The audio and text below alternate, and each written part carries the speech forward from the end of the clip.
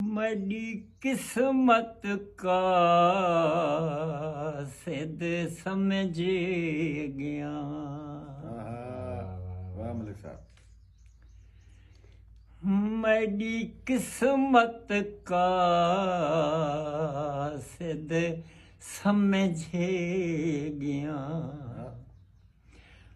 बेरहम दे मकसद सारे जिमें चेहरे दे आसारे दसने निस कीता कख इतबारे। जेड़ा वल वल के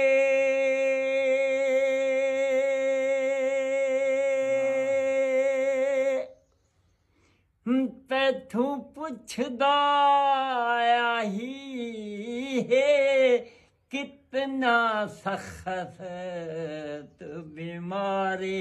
जियो मलिक साहब, जियो मलिक साहब। मालूम थींदे बेबस दे चन को मेरी मौत दा इंतज़ारे। वाह वाह वाह वाह वाह वाह।